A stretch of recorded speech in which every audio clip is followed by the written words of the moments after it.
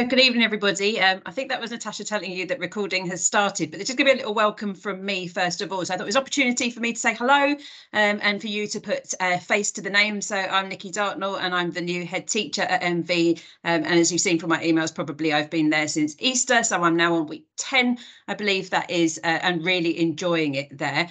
And I just wanted to say a little bit really, because I know from my emails you'll have seen that obviously I've got a sixth form college background, and the sixth form college that I've come from is over 6 times the size of MV. And I just wanted to say something because I've been so unbelievably impressed by the careers and employability programme offered here at MV. Given the scale of the college, the programme and actually the advice and guidance that your young people get is beyond exceptional, and so much so that I just thought I'd show you back of our victory from last week. So last week Natasha and I were at the Sixth Form Colleges Association conference. So Sixth Form College Association, every sixth form college in the country, nearly 100 in the sector, and we entered the category for enrichment and employability and we won. So that was a really heartening, lovely evening. We have our little trophy to prove it, but it was really about the alumni engagement programme that we have at MV. So some of your young people may well have been benefiting from that at the moment, but we have an extensive alumni network, and they come back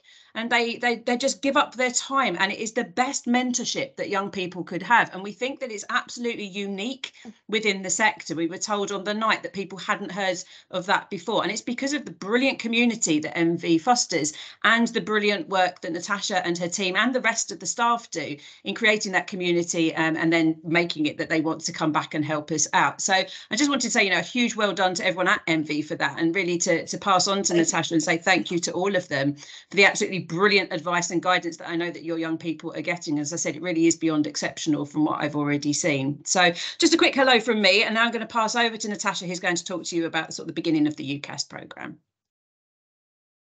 Okay, so I wanted to just say I have put everybody on mute, but feel free at any time to drop questions in the Q&A. Gina Sullivan is actually with me on another computer, and she will be answering questions as you go, and she's heavily involved in the UCAS process as well. Okay, so I don't expect this to take the full hour, and we can do some Q&A as well as ongoing at the end. Okay, so the idea of this evening's session, and I am recording it because there will be people that won't be able to make it. So if you're watching it on record, hopefully you'll be able to pick up on any questions and contact me via email if you have as well. So the purpose of this evening is to take you through how we are going to support your young person, people at MV. It's predominantly going to be them using the UCAS service, so the UCAS account. Some have already set that up, especially those that are considering early applications, and then working through their Unifrog accounts. So we're looking at 2 portals really that allow us to work through. We have a tried and tested system that we use at MV. We kick it off now with all of the careers work that we're doing. And I just wanted to recap exactly what we've been doing and where we're heading. So the idea now is that we are really starting to work, I suppose, much more with students to think more seriously about where their destinations are going to be. And you might remember I've shared this screen, this slide before, but MV students really do go all across the UK, and we've had students go over and get scholarships for universities in the US as well. And there is a growing interest, I know there's some year 12s, in students going to European universities as well, and the Unifrog portal allows them to explore those options. So that just reminds you of where some of the popular universities have been in the past with MV students. And then I thought I'd also remind you what happened in the spring term, so from Christmas until Easter. We were working with our students in February with a real focus on the apprenticeship route, and then looking at all different aspects of careers when it was Careers Week.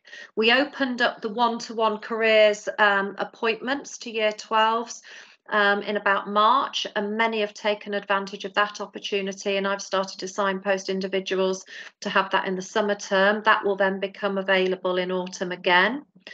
Our early applicant students have been really picking up the pace with their twilight sessions and looking at their applications, and they've started looking at drafting already some personal statement ideas.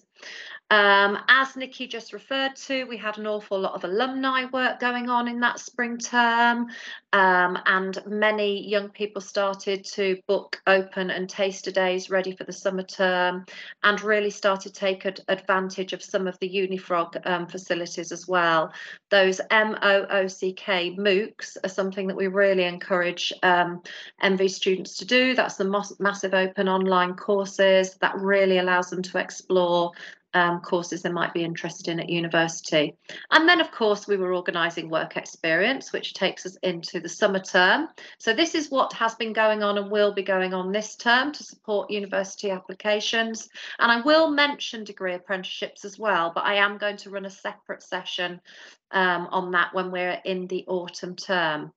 So an incredible careers fair that we had as soon as we came back after Easter.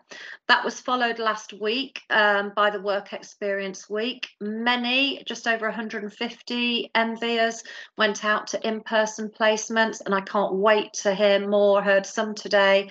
I can't wait to hear more from how they got on and read their UniFrog feedback forms. I've had a couple of employers already say that they would employ that MV student even when they finished university or straight after MV. They were absolutely blown away with them. That is just incredible. And then our PD session, our personal development programme, where students work with their tutors, is very much focused on post-18 destinations, and they're supporting with their UniFrog at present.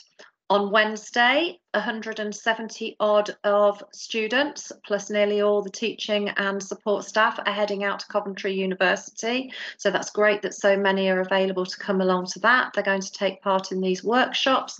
They're going to get a real exposure to a city campus, such as Coventry, and then start to compare it to other ones that they're going to.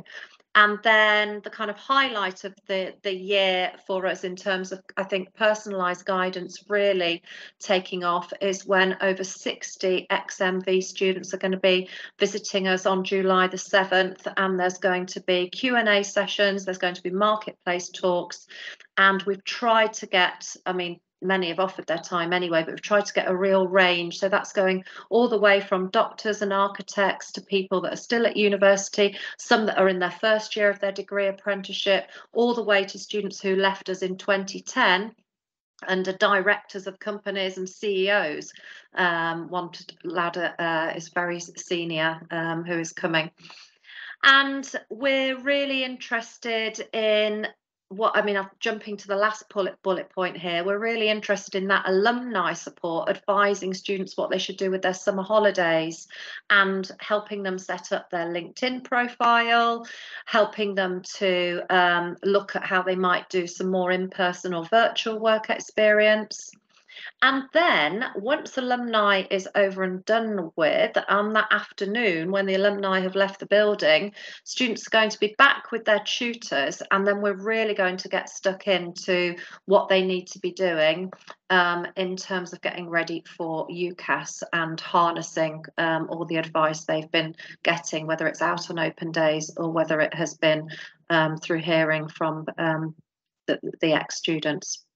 So that is going to start with creating a student UCAS hub account. And I'm just going to take you straight, I'm going to change what I'm sharing on my screen.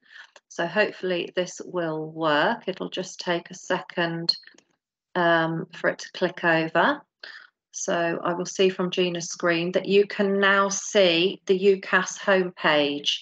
So I will just get rid of some of those Google ads, which is so annoying. Probably can't get rid of those. So this is the website along with UniFrog that students need to get really familiar with. And there is an awful lot on here for parents as well. And UCAS, I was at a conference, I was at the Sixth Form College Association conference on Friday, and I've started to build some links with the COO of UCAS. and they are very keen to build some focus groups, and I've offered MV forward for that because they are looking at really developing how young people apply for apprenticeships as well. So this isn't just about uni and courses. It's also got that apprenticeship tab there.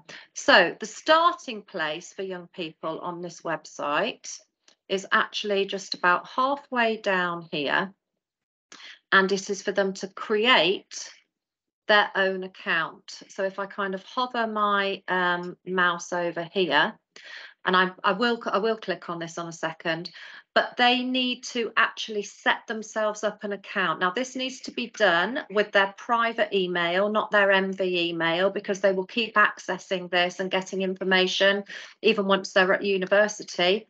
And it's got all sorts of great advice that they can tap into once their account is available.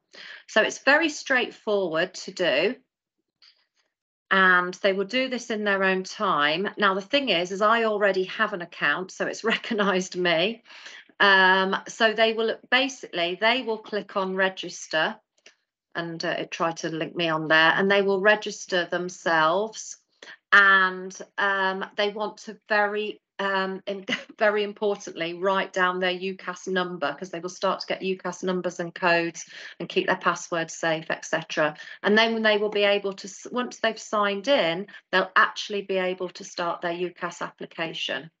So that's the first thing that I wanted to just make sure that students were aware of, and we are going to introduce that to all MV students on July the 7th when they're back with their tutor. Okay, I'm going to go back to my slide, so just bear with me for a second as I change the sharing.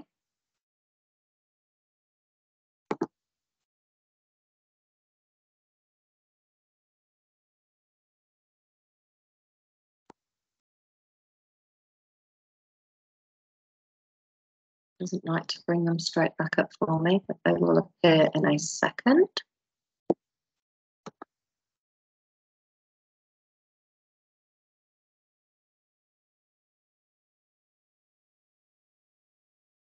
Okay, so I'll just take you on. So when the students have set up their UCAS account, what actually happens when you apply to university and you are a current student is your account, your UCAS application is linked to your college. And every college creates a buzzword, and that means that we can monitor and support, and we can actually see. So Mrs. Gina Sullivan, Julie Shaw, who's going to be heavily involved in the admin side, and myself, we're the three main staff will be tracking what students are up to. So I can see that some students have already logged on, and some of the students were given the buzzword last week. And basically the buzzword, and if anybody wants to jot in the chat, the heritage connection as to why MV might have red paint. So there's no prizes, sorry, but just a bit of pride that you got it right. But that's a connection to Melton. And basically, when they launch their UCAS account and then they find where to start their application, it will ask them to find their college. So Melton Vale Sixth Form College is listed, as is every school and college in the country, and then they have to put in the buzzword. They only have to put it in once, but that means that we can support them. Now, what happens with UCAS is they basically complete a lot of the UCAS form, and I'll be putting together a guide for them, which we update every year because it changes a bit. But there is no need for them to actually have that all completed on their own. We actually go through and give them a 15-minute check appointment where we check before it's sent off that it's correct. It's actually us who send off their application. So the student gets the okay, and then we upload their reference and their predicted grades. And I'll talk about that in a second as I take you through how we use Unifrog. But actually, they don't ever send it off themselves. And that is to make sure that everything is correct. It's a bit of a, they might think they've sent it off, but they haven't. It's not until we click send. And that just allows, and that's how colleges do it. It just allows us to show that they're MV students. And there are some changes with UCAS this year with how references have been being done. So that's the website they're going to need, ucas.com, and that is the buzzword they are going to need. And then they are going to need to be on their Unifrog account an awful lot. They already are at MV. I check probably once every 2-3 days who's logging on. And at the minute, especially with it being work experience, about 160 of them out of 190 have been on in the last 5 days, which shows that they are using this. It is their one-stop research tool. It has got so much support there for them that really, if they're not logging on, they are missing out on keeping up to date, because Unifrog are running their own webinars, their own support. So Unifrog do a version of what I'm going through really now, but it's much more general. And obviously ours is bespoke to how we support it at MV. So when they're on their Unifrog account, a lot of them have already started doing this, but as parents, you also have your logins. I think it's quite interesting to go back in and do some fresh shortlists at this time of year. The great thing about, and I'm not expecting to be able to see this on the screen, but once they go onto the university shortlists, they can really see where the grades that they're working towards will link to particular courses. And those 3 that I've highlighted there, that are the dark kind of wine colour, when the students click on that, it then takes them to the profile of those universities, and they can click immediately onto their open day event. They can click onto their prospectus. So that makes it really straightforward. So it's all joined up thinking really with Unifrog. And they can do the same with apprenticeships. But like I say, I'm not going to focus too much on that. And then once they have selected their shortlist, it'll even show them where it is in the UK. I think I've said before, but I'm always so surprised how our Leicestershire students don't know where other places are in the UK, and how they're going to visit these unis for open days is quite interesting. I think if they can get out and about, they can get a real feel of the transport networks that we have from Leicestershire. Okay, so I'm just going to make this a little bit larger for my view. So the autumn term. So this is where it all really kicks off. So the idea is after July the 7th, tutors will be monitoring that students have a summer holiday plan. And it might be they're doing more work experience. It might be they're doing research into courses. It might be that they're in a position to start drafting some of their personal statement. But what we're actually going to do is ask them on July the 7th to opt in to some workshops for their first day back as a Year 13 student. This is going to be September the 4th. They're going to have about 15-minute chat with me when they first arrive in the morning about the purpose, and then they will be going off into destination connected workshops. So we usually have about 10, and there will be one for the science related careers, there will be one for the business and accountancy careers, there will be one for politics and law. And we've broken down, we've worked out sort of at the destinations that our students like, we've broken it down into sort of 10 or so workshops that then become much more bespoke as to what sort of things those university courses are looking for in personal statements, what sort of, if they're thinking more about degree apprenticeships and employment, what sort of things they should be looking at, what are the correct routes. Our teachers are incredibly knowledgeable about the destinations that connect to their curriculum areas. So, for example, when they go to the politics and law and history, that's all together. Claire Preston, who oversees that, she's working very closely with law graduates. We have an ex-student who's a barrister. We have ex-students who have got their contracts with firms. We've got some that are just in their first year, and it keeps us up to date. And then we've also got young people, just using law as one example, we've got ex-students who are on law degree apprenticeships. We have an ex-student who's working full-time and doing a law degree through the Open University. And the idea is that they're then going to have a full day working with other students who are particularly interested in that area. And by the end of that day, they will have started to have a good go at their first draft of their personal statement. And what their workshop leader will do is be talking them through what makes a good personal statement for that particular area. So universities want to see something very different for a law degree than they do for a maths degree. They also, if they are early apps, they'll be working with Mr. Beaton in a separate workshop, and there's very much a particular way of writing an Oxbridge personal statement, and it doesn't matter about the other 4 universities that you apply for. You pitch it to Oxbridge and then they immediately tell that it was an Oxbridge one as well. So we've got lots of experience in supporting. So September the 4th is an absolute key day for year 13.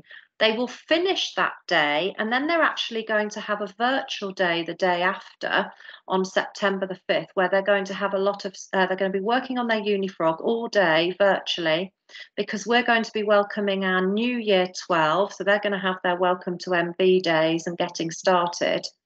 And that means that they're really, the year 13s at that point are really able to take all of the knowledge that they've had from September the 4th into September the 5th, and then come back to lessons on September the 6th. And then they will be allocated. I'll be telling them also, just from my bullet points there, I'll be telling them what the UCAS timeline is, which is pretty much what I'm talking you through this evening. And then they'll also be allocated a personalised referee. I don't know if anyone can hear, but the ice cream van is just coming up my street. So for local people, they recognise which one that was. But basically, by the end of September, each of their subject teachers will have pulled together the information that the universities want for their reference. And then one teacher will be their allocated UCAS referee. Then they use all that information, the early apps are done slightly earlier. They use all that information to collate a final reference. Now, that is a very important member of staff for the MV student, because what we need is the reference to complement the personal statement. And there's a great little facility on Unifrog, which allows the students to put little notes to their tutor or notes to their referee. So say, for example, they have been representing the local team at a high level for a particular sport, or playing in an orchestra for several years, but they've got so much to write about themselves, of their extracurricular. They might actually write, they might not be able to fit it in, but then we can put it in the reference. It might be that they completed their work experience, but really the personal statement, as they get the guidance there, won't need more than 2 or 3 lines on that. But then the tutor can embellish, the referee can embellish and give a bit more information and elaborate as to what's relevant for that particular university course. So they will be allocated. Gina and I do that together, and we allocate all our staff. All of us will be a referee. I will write some. Nikki will have the opportunity to write some. And the idea is that then what happens is the teacher and the student are working side by side. They both have the same word limit to complete the personal statement and the reference at the same time. And that's where it's up to the student now.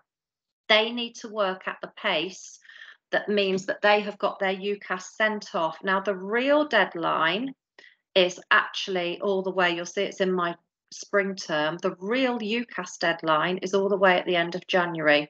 I'm never comfortable sending them off. I'm not a lastminute.com person, and I don't want students to be. But I'm never comfortable when we're sending them off actually on that last day or so. So we aim to have all the references and all the personal statements complete by Christmas. And that means just the odd 1 or 2 are getting sent off in January. That's me being very optimistic. But last year we had them all. We've never missed the deadline yet at MV with any students, unless they have a total change of heart and put a late application in. And I don't intend to start now. But having said that, the UCAS deadline is a very interesting myth. It doesn't mean that you can't apply late. You can apply late, but they can't guarantee there'll be spaces on a course, or they will look at your application after the 31st of January. I think that's the date. It's on my next slide. So it's quite interesting how those deadlines apply. I have had 4 students this year apply late because they've had a total change of heart, and they've actually all got offers from the universities they wanted. So if students do change their minds, we are here to support and help with late applications. And I talk more about that once the deadline's passed and what happens next. Okay, so there's all sorts of things going on in our autumn term. I'm also going to have a bespoke apprenticeship workshop at the end of September. The students will be getting this one-to-one support from their referee at that point, but they will have their tutor and other staff they can tap into if they wish. There's uni open days are still going on in the autumn term. I've seen quite a few advertised for October, and careers meetings. And then there's 2 big things that we'll be doing at MV.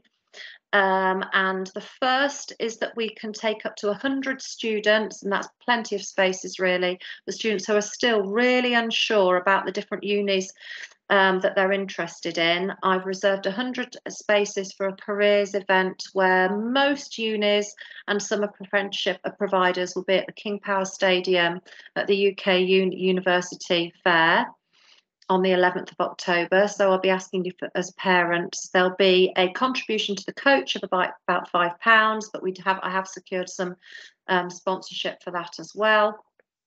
And then the big thing we'll be doing in this term is supporting our early applicants. So early applicants, and I think you will know if your son or daughter or young person is interested in this, is if they wish to apply to Oxford or Cambridge, because you can only apply, so we call that Oxbridge, and you can only apply to one or the other. If they would like to do medicine, dentistry and veterinary medicine. So those are classed as the competitive courses, the competitive universities. So in the world of UCAS, we call them early apps. And they all have to be sent off. Now, it actually falls on a Monday this year, by the 16th of October. So our MV deadline will be that Friday before. Early applications are quite a unique process. So these students are getting more specialised support. But if any students who haven't shown an interest in early applications yet, haven't been to the 7-Up sessions on a Thursday after school, they are still more than welcome to be accessing this support, and they literally just need to make themselves known to me, whether it's speaking to me in college or dropping me an email, and we can make sure they're getting the support. Obviously, these universities and these courses are straight A to A star expectations in terms of grades, and the veterinary also has very high expectations in terms of access to work experience, and there is a particular process that goes after these personal statements. So, for example, Cambridge actually have a supplementary student questionnaire that you complete, which allows you to complete another 500 characters of a personal statement. So there's all sorts of different nuances that we're quite experienced and can help young people with that. The other thing that happens is the very competitive degree apprenticeships start getting advertised that early, and that's because they want to compete for some of these early apps. So, for example, the Dyson process starts in October, Rolls-Royce starts very early, some of the top accountancy firms ones start really early, and some of our students will be applying for both, so they really don't want to make sure they don't miss out. And they won't miss out if they're keeping in touch with everything we share at MV. So that's the autumn term. And then as we go into the spring term, there will be the real UCAS deadline, but as I've expressed, we'll hope to have them all sent off much earlier than that. And then at that point, we will be offering lunchtime support so that students can drop in at any time with their apprenticeship applications. Now, apprenticeships are very, very different in the fact that it's like applying for a job. It is like applying for a graduate programme. You have got to be knowing when all the different deadlines are, and you've got to be making your application to match the requirements, so the person spec, the job spec for each of those different companies. So a lot of our students are successful because they tap into these lunchtime support sessions that I offer along with LEBC at that point. And we also offer a lot of gap year support as well. So there are a large number of year 12s that are already telling me, oh, I'm going to take a gap year. It's like, well, okay, you're going to take a gap year, but are you going to be trying to apply for university during that gap year? Because if you are, apply with us and then do what's called defer. So we're going to be giving a lot of gap year support. And the alumni, loads of them have taken gap years, so they're going to pick up on that as well. I wanted to tell you what UCAS Extra is if you're not familiar.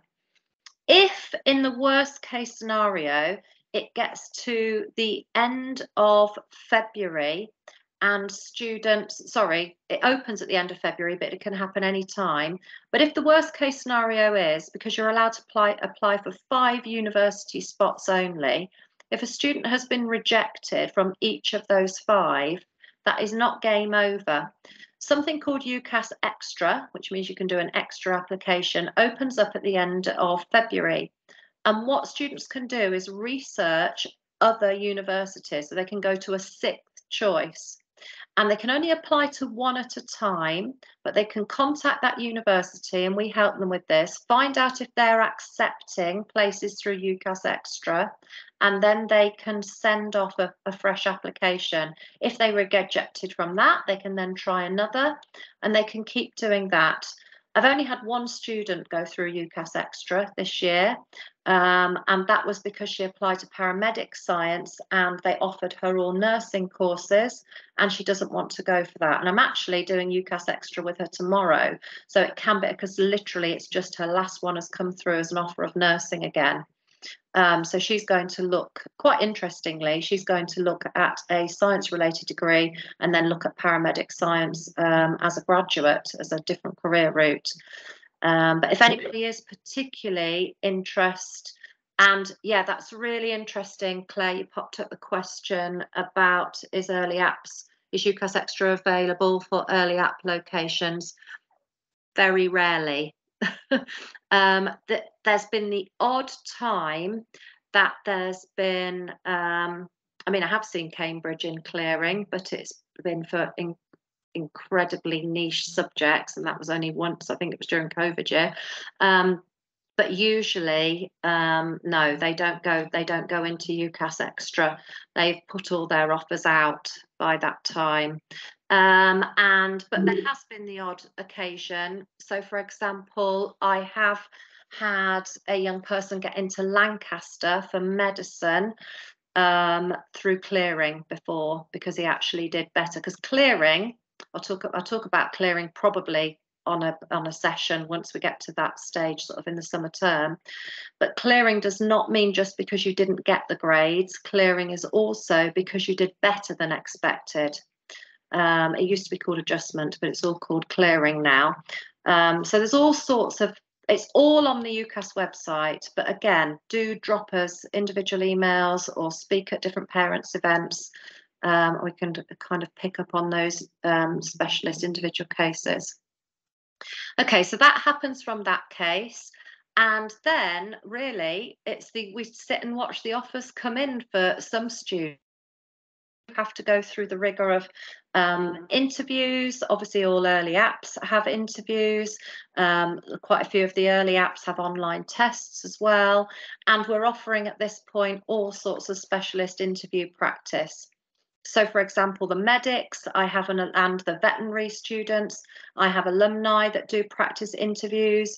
We have various academic support to be able to give practice Oxbridge interviews as well. And then once the offers come through, students have to decide where they're going to go. So it goes from 5 down to 2. And UCAS call it your firm and your insurance. So a firm means that is the one that you will go to if you get the grades. It's not a first and second choice, and I want to switch from my first choice on results day to my second choice. It literally is, firm is where you want to go. But then they allow you a backup plan, which is called your insurance. So I do stress to students every year that your insurance should be lower points or lower grades.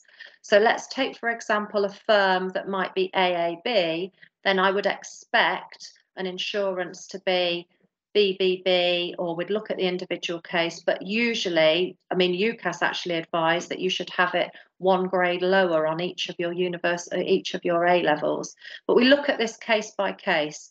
There is absolutely no point having an insurance which is exactly the same grades, because you get into your firm, that's the one you're going to take. And certainly no reason to have an insurance which is higher grades. The whole point is, it's if you don't get the grades, you've got another uni to apply for, go for. All that comes into play on results day. It's only the firm you then start to take forward in terms of booking accommodation, although some universities don't do any accommodation till results day, but that tends to be not the popular thing. And then once you've firmed, you will get invited to an applicant day quite often, which is like another event. If you've been on the open day, this then is for everybody who's been offered places, and you can go when you haven't firmed, actually. It's quite a new thing over the last 5 years.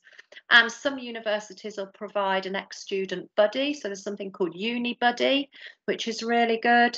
And it all really takes off. It gets very exciting. It's a highlight for us as staff, as students come in and tell you what offers they've got. And then they have to start talking to you at home about where are they really realistically wanting to go and wanting to visit again, and thinking about logistics and money and all those things.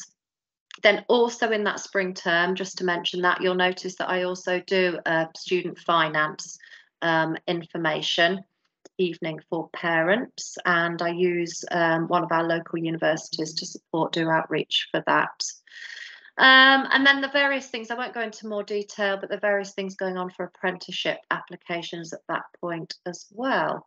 So that's really how the summer term, I feel like I've whipped the year away because that's 12 months down the line, but then we actually get to that summer term in year 13, which is this time next year. They have to have applied for their student finance by the end of May, and that is something that you have to apply for every year once you are at university. They might have booked their accommodation. I've just put one bullet point for exams. Obviously, they're doing their exams then. There's loads going on for apprenticeships because some are juggling their exams with apprenticeship interviews and all sorts at that point. Lots going on there in terms of the apprenticeships. And then it's the summer, and they'll get the results. It's always the third Thursday in August, unless we're in a pandemic, when we get the results, and we give lots of support on the day for that. And then end of September, your child will be going off to university, and the higher education terms tend to start. They have Freshers Week, but they tend to start by the end of September. And I've just put on here that both Unifrog and LEBC are available for MV students until they're 25, and we are giving more and more gap year support. So between us as staff, we've done references for about 15 students this year who left the year before. They were absolutely adamant they didn't want to go to university. And then we get an email, oh, you know, I said I didn't want to go to university. Well, actually, would you write me a reference? But because of our systems, we have it all ready to go. And because of the support we've given them, they've got some sort of bones of a personal statement, so we can help them then just with checking again. The only thing that's slightly different with that is they don't tap into our buzzword. They do it as an external applicant. So I feel like I have gabbled away, and I'm certainly sick of my own voice. So I will, if I just go into you all, I will release the mics. If anybody did want to ask a question, I think it allows me to do that.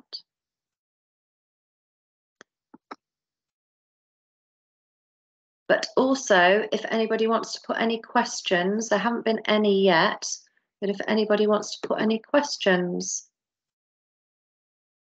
we are more than happy to do that, answer those. I think mics should be allowed, actually.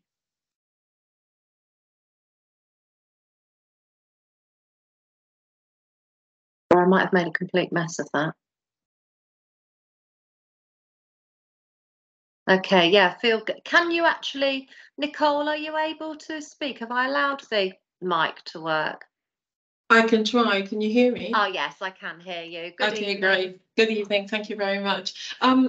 One of the questions I wanted to ask was about predicted grades. You said earlier that you aim to get the applications in by Christmas. Yes.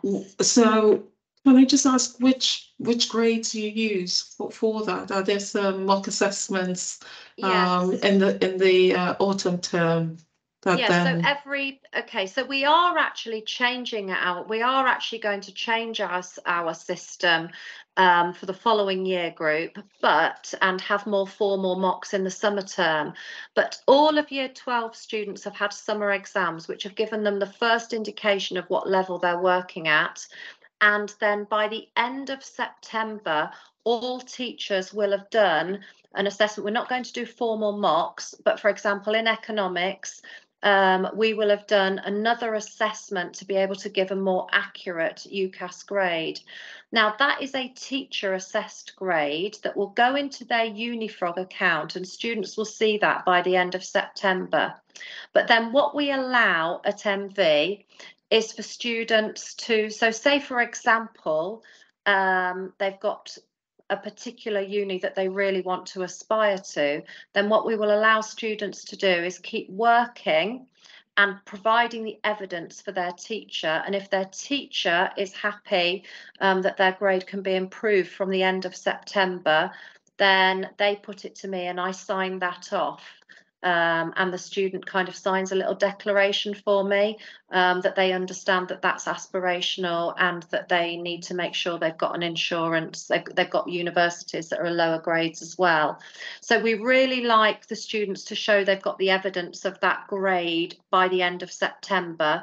But because we are a small college, we will look at it case by case to allow students to aspire to the universities that they wish to apply for. We don't want to hinder their options, but at the same time, we want to make sure they've got a range so that they are able to achieve universities that they're going to be able to achieve the grades for.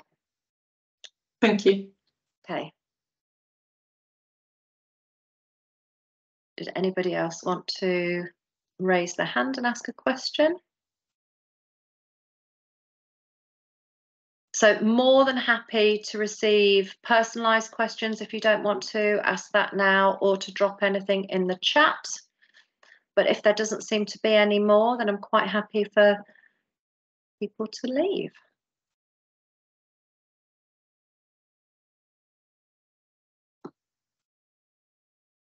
Okay, all right. So, how does right, EPQ, that's a really good question, Claire. EPQ, it's fascinating what's happened over the last 5 years with EPQ. So it started off with just a few universities doing this, and everybody's really gone down the route of this. But basically, universities are really interested in students that have achieved well in EPQ because it reflects undergraduate study. So we are seeing that students will get a lower grade offer. So they're quite often, it might be that the university advertises their required grade entry as 3As, but if you achieve a B, if you're predicted a B or higher, or sometimes they stipulate a grade, sometimes they'll say a B or above, then actually there will be a grade offer lower. So that might go to AAB with EPQ. It really depends on the university, but there is no doubt about it that the EPQ is, especially in a college where it's not compulsory. So it's not compulsory for all of our students to do the EPQ, and the universities will know that. So that also shows that they've got the initiative and the drive to actually want to do something extra on top of their studies. So yeah, we're big fans of the EPQ. It's a great qualification.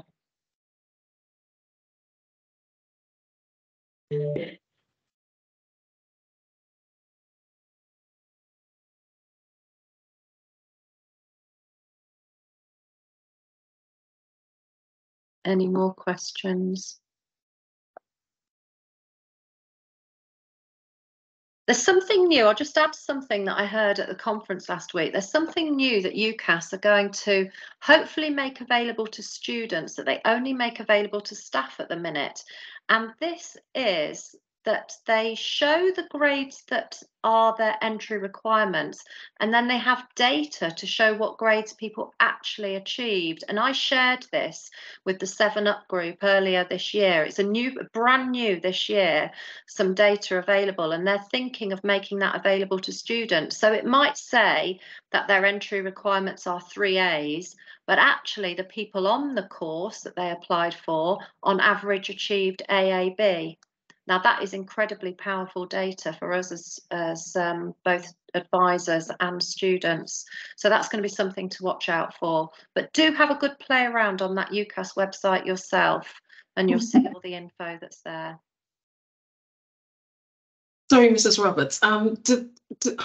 Those grades, does it sort of correlate with COVID? Have the universities lowered their entry requirements because of the effect of COVID, or no, they is it haven't. Right? Okay. They haven't. They haven't. And no, they haven't. And something that I'm only really getting a real true understanding is how to the real top universities, how important their international students are to them. I'm only really just getting a grasp of that. So they haven't dropped the grades at all. No, they've not taken that into consideration.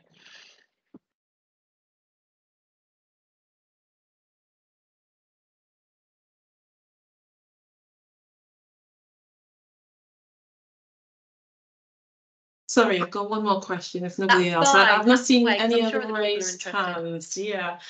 So actually, it's a question leading off from the EPQ discussion we had earlier. So you were saying that some universities, and it depends on the university, might accept lower grade if the person has EPQ as well.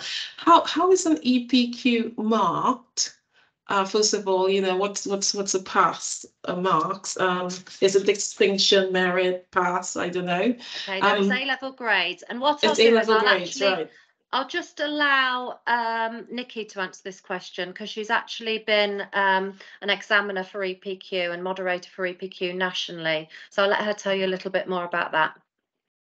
Hi, so yes, so EPQ is you're right, it's examined in a completely different way. So it is like really a giant piece of coursework. It is marked so they can achieve an A star in it, so it's equivalent to half an A level, so they can achieve anything between an A star and a U. But it's marked on four assessment objectives, very similarly to a lot of courses in terms of what they're aiming for in terms of their exams and their NEA. And it's marked on planning and resources and sort of their ability to manage a project. It's marked on the research that they complete and how good that research is. It's marked on the outcome itself and the skills that they've developed to produce that outcome. And then the final assessment objective is all about reflection and evaluation, and they have to present their EPQ in some way, shape or form. We're planning to do sort of a marketplace where they stand with sort of the equivalent of a scientific poster to do that. And are sessions run to enable students to complete the EPQ? Yes, so they have to have a certain amount of taught sessions and then a certain amount of sessions for it to complete themselves. So what we're doing, so myself and Madame Jaffa are meeting them again this week, and we're going to start to introduce the taught skills that they need. So we obviously appreciate that to ask them to sort of do a 9-month project and just get them going and give them no guidance at all would not be a recipe for success. So they have a variety of taught sessions that help them with the key parts that they need to be able to master, to complete it, and then they get mentored guidance. So it's their project, they become the expert in the topic, and the mentor is about guiding them through the process. So we are not the expert usually in the topic that they've chosen, but we're about supporting them through the project management process. Okay, thank you. One last question. What if a student isn't at the grades for the aspirational university yet in their 3 core A-level subjects, yet they want to do the EPQ? What advice would you give to them? Yeah, I'd say absolutely. It's a fine balance, isn't it? And I suppose it really depends on whether they're not at their aspirational grades because that they don't work so hard, or you know, whether or not actually, if they're not at their aspirational grades but they're working hard, it's a fine one to get right. But the EPQ can help them support them in an awful lot of ways actually with their A levels, and in terms of developing potentially the skills and the study skills that they need to do better in their A levels. I'd say that's always a good thing in that respect. And also you've also got the UCAS points and the UCAS tariff points. So in particular as well, for some students, it might not be about the grade, but it also comes with tariff points. So it's a case of for some of them, every little helps in that respect. So it will definitely make them stand out. And if they're going for an aspirational university or an aspirational course, it is a way to get them to stand out from others who are already sort of holding those grades as well. Great, thank you. I'll shut up now for anybody else who has questions. No, that's great, Nicole. I'm sure people are really interested in the same things you're asking about. I'm just going to answer verbally what Claire's asked in the chat about foundation courses. So many universities offer a foundation year or a particular just 1 year course. Now, you can choose to have the foundation course as one of your 5. So that's all applied through UCAS, and many students will do that. They will actually apply to maybe 4, especially within the sciences. They'll apply to 4 courses that are undergraduate, and then 1 which is a foundation degree, which basically means the university give a supporting year first, and then they take them on to the degree afterwards. Then we've also seen that students, when they get their offers through, may have not been offered the degree, but they've been offered the foundation. So that sometimes happens. So they actually get offered that. Sometimes they might get offered the foundation on results day, or some might apply for the foundation if they've been rejected on all of them and do that through UCAS Extra. But you don't deal direct with the university, it's all done through UCAS. And again, we support students if they get to that stage. So if they've got and I really do think it's quite sensible, especially again within the sciences.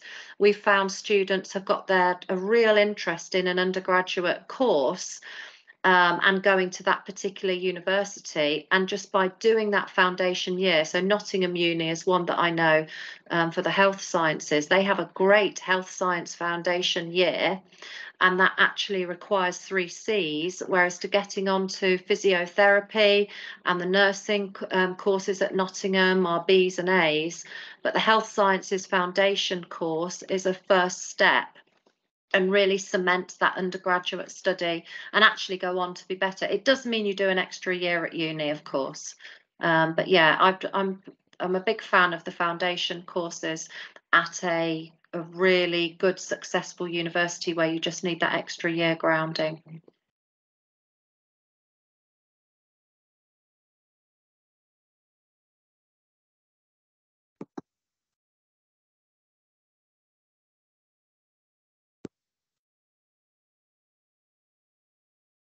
Yeah, definitely can take a bit of pressure off, I think, if you put it in on one of those 4th, and then to know that you've got that backup plan. But yeah. Okay, so we're happy to answer any other questions.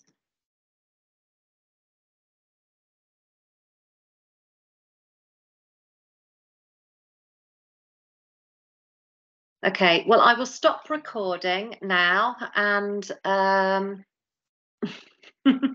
won't tell Nicole, and allow you to get on with the rest of your evening. Thank you ever so much for giving up your time. This recording will get sent out as well. Thank you very much.